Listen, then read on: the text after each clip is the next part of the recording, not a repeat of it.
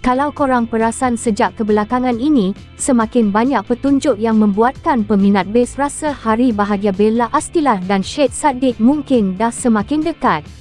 Terbaharu, pasangan kesayangan ramai ini sekali lagi mencuri perhatian apabila berkongsi beberapa keping foto dan video berkonsepkan busana perkahwinan di Instagram. Dengan kaption ringkas, "Love Story from KL to London", ramai terus menganggap sesi fotografi ini seolah-olah menggambarkan kisah cinta mereka yang kini sedang menuju ke fasa baharu. Bella tampil anggun mengenakan gaun pengantin yang elegan, manakala Syed Saddiq pula kelihatan segak melengkapkan penampilan. Ramai netizen terus menyifatkan sesi ini seperti gambar pre-wedding mereka. Malah, Bella sendiri berkongsi rasa teruja terhadap gaun yang dipakainya. Menurutnya, setiap wanita berhak menikmati detik indah seperti dalam kisah dongeng, dan gaun itu benar-benar membuatkan dirinya berasa seperti seorang puteri. Tidak mengambil masa lama, ruangan komen terus dibanjiri ucapan tahniah dan doa daripada peminat. Ada yang menulis, kisah cinta Bella dan Syed Saddiq adalah satu-satunya kisah dongeng yang mereka percaya akan menjadi kenyataan. Seorang lagi netizen pula berseluruh mengatakan tarikh perkahwinan pasangan ini nampaknya semakin hampir. Ramai juga yang memuji keserasian mereka berdua sehingga menggelarkan bes sebagai pasangan kegemaran yang sentiasa dinanti-nantikan.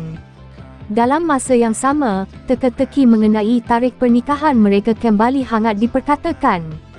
Perbualan itu semakin rancak selepas Bella dan Syed Saddiq dilihat mengunjungi pejabat bekas Perdana Menteri, Tun Dr. Mahathir Mohamad di Putrajaya. Walaupun tujuan sebenar kunjungan itu tidak didedahkan, pelbagai spekulasi mula timbul di media sosial. Ada yang beranggapan pasangan ini hadir untuk menyerahkan kad jemputan perkahwinan kepada Tun Dr. Mahathir dan Tun Dr. Siti Hasmah.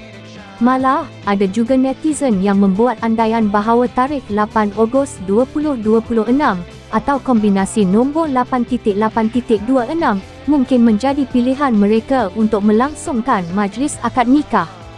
Bagaimanapun, sehingga kini semua itu masih sekadar spekulasi daripada peminat dan belum disahkan secara rasmi oleh pasangan tersebut. Sebelum ini, Syed Saddiq pernah memaklumkan bahawa tarikh perkahwinannya bersama Bella Astilah sebenarnya sudah dipersetujui oleh kedua-dua keluarga. Namun, beliau menjelaskan bahawa mereka masih belum bersedia untuk mengumumkannya kepada umum.